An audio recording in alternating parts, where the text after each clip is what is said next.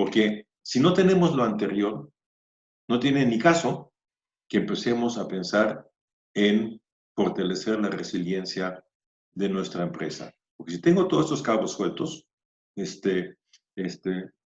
no voy a poder hablar de que tengo una empresa que resiste los embates de las crisis. Entonces, por eso digo, es el siguiente paso. La resiliencia, ¿qué es la resiliencia? Es un término latín que viene de la raíz es resilio y significa volver atrás, regresarme, regresarme así repetidamente de un salto, rebotar, resaltar. Eso significa resilio, ¿sí? Y entonces los ingenieros o en la física, resiliencia es una capacidad, es una propiedad de un material o de un mecanismo o de un sistema para regresar a su estado original, para volverse a componer, ¿sí? Aun cuando haya estado expuesto a fuerzas o a ciertas condiciones que lo haya desviado de su estado normal. Y vamos a decir, el caso clásico pues es el resorte, ¿no? El resorte está hecho para que, aunque se someta a presión, después regrese a su forma original. Eso es resiliencia en la física, ¿no? De regresar a mi estado normal. El concepto de resiliencia también se usa en la psicología, ¿no? Y define la capacidad de las personas para superar traumas, circunstancias complicadas, la muerte de un ser querido, un accidente, ¿sí? O sea, también está de alguna manera implicando regresar a una normalidad, ¿no? Superar una crisis. En ese sentido, los psicólogos también hablan de resiliencia. En las empresas lo definimos un poco diferente. Hablamos de que es la habilidad de sobrevivir y prosperar, y eso es bien importante, el tema de prosperar, superando eventos impredecibles o cambiantes o potencialmente o realmente amenazadores. Eso es resiliencia para la empresa.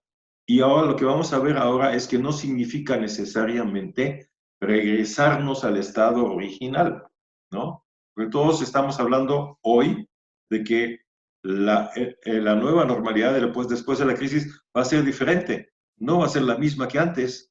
Entonces nuestra empresa tampoco va a ser la misma que antes. Pero sí tenemos que tener la posibilidad, primero, de sobrevivir la crisis y segundo, incluso de prosperar como empresas a pesar de la crisis. Entonces, esa es la resiliencia de la empresa.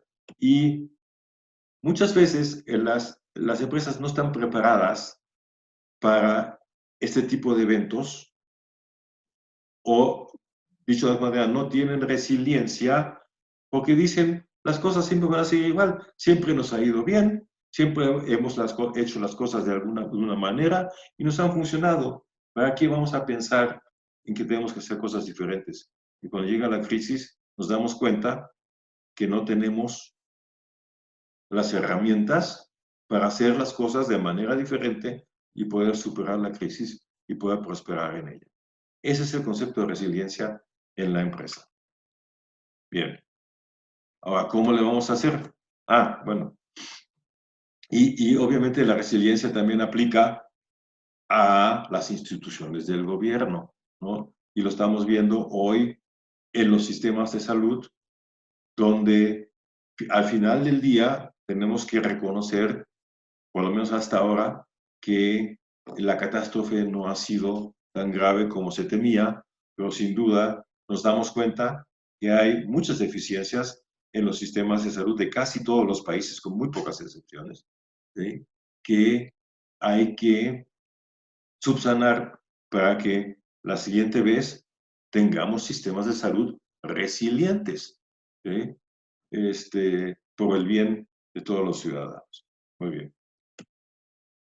¿Cuáles son los retos para poder generar resiliencia, para poder empezar a tomar acciones para que mi empresa se vuelva más resiliente. El primero es darme cuenta que puedo tener un problema o que tengo un problema. Y como decía yo hace rato, cuando siempre hemos hecho las cosas iguales, siempre nos ha funcionado, el darme cuenta no está tan fácil. De repente las cosas ya se están empezando a salir de su camino normal, están empezando a cambiar, están empezando a empeorar y no nos damos cuenta porque no nos queremos dar cuenta. ¿Sí? Entonces, por ahí empieza, por supuesto, el camino a la resiliencia. El segundo es, ya me di cuenta que tengo que hacer algo que nunca he hecho o algo que sea diferente o algo adicional para prevenir la crisis. Entonces tengo que tener la capacidad de generar diferentes opciones. A ver, si pasa esto, voy a hacer esto. Si pasa lo otro, voy a hacer otra cosa. Tengo que tener gente, tengo que tener conocimientos dentro de mi organización que puedan generar estas opciones estratégicas. ¿No? Porque voy a hacer escenarios, ¿no? Ya saben, el peor de los casos, el mejor de los casos, ¿no? Best case, worst case y el más probable. Son por lo menos 3. Y tengo que tener opciones estratégicas para los 3. Pero eso alguien lo tiene que hacer. Tengo que tener esa capacidad internamente para hacerlo. Entonces, segundo punto. Tercer punto, el reto político dentro de la empresa.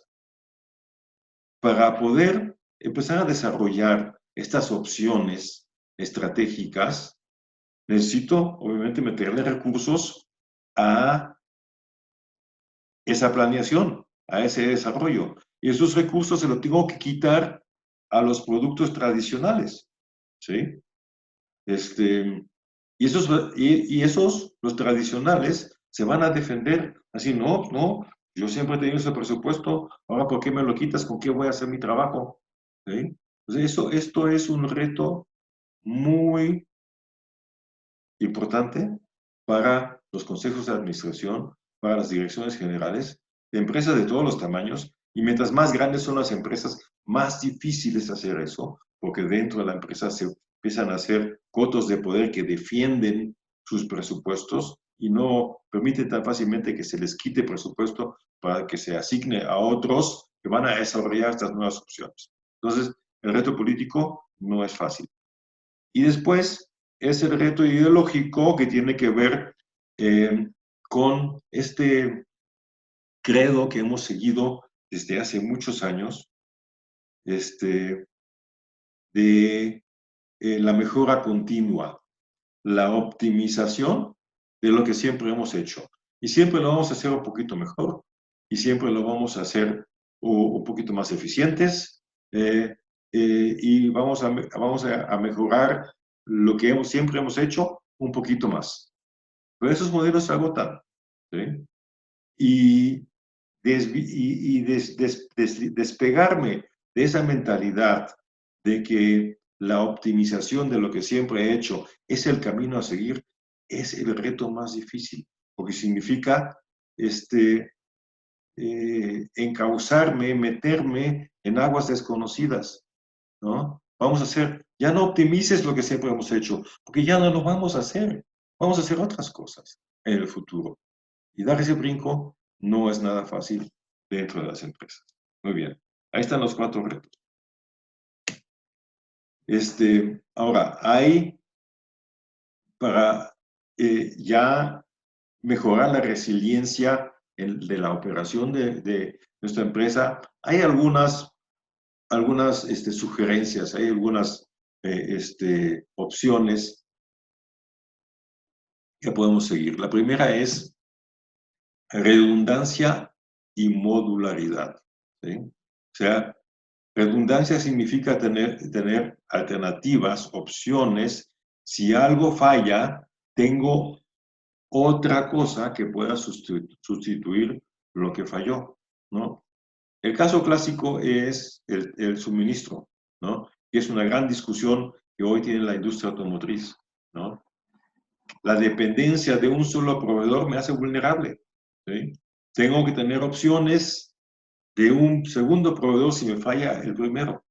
Nada más que eso es más complicado y sobre todo, seguramente es más caro. Pero es una de las opciones que tenemos que tener.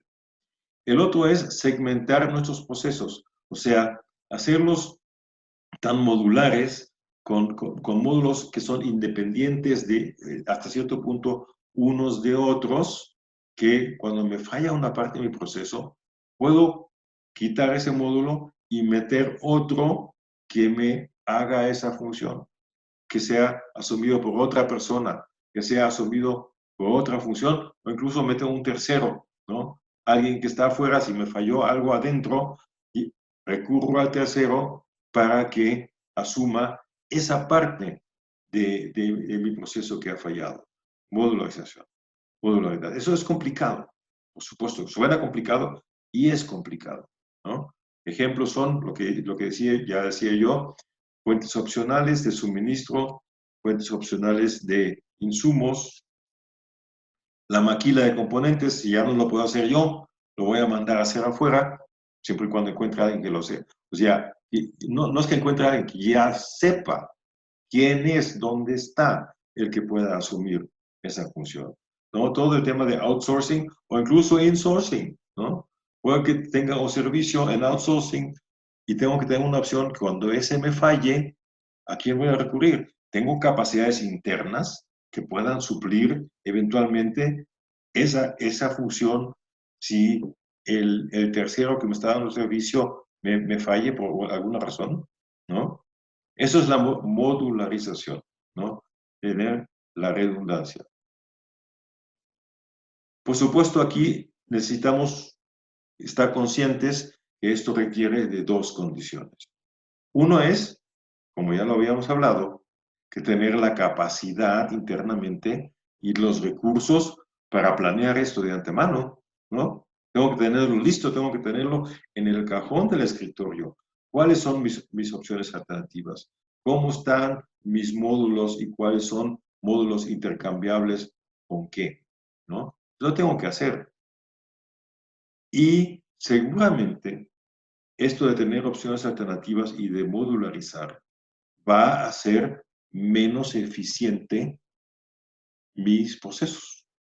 Porque voy a tener redundancias, porque voy a tener esas interfaces que antes no tenía para poder establecer esta modularización, ¿sí? Entonces, me va a costar, ¿no? Entonces, la pregunta es, ¿cuánto estoy dispuesto a gastar para, por otro lado, obtener la certeza o una cierta seguridad de que en caso de crisis pueda yo echar mano de esas opciones, o sea, tener resiliencia? Entonces, eso es una posibilidad de mejorar la resiliencia de lo que estamos haciendo en la empresa. La segunda es lo que llama la literatura flexibilidad y prudencia, ¿no? Tener opciones de adaptar los procesos, ¿sí? Si algo falla dentro de mi proceso, tener alguien dentro del proceso que sepa que en ese caso puede recurrir a otra opción. El ejemplo simple es, si la máquina 1 falla, yo sé que la máquina 2, con ciertas adaptaciones rápidas, también puede hacer este proceso, ¿sí? Y obviamente eso lo tengo que hacer asegurando que el resultado sí se dé, ¿no? Y puede ser que esto no me funcione a la primera, entonces tiene que haber una cierta flexibilidad para prueba y error, pero también por el otro lado, tener siempre la opción de regresar a la situación original, ¿no?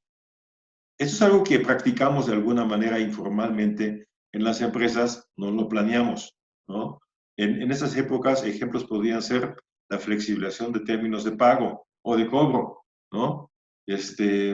Debo tener esa posibilidad, incluso ese margen de decisión en las personas responsables para poder reaccionar a situaciones donde la situación económica pues obliga a mis proveedores, a mis clientes, a pedirme o ofrecerme cambio.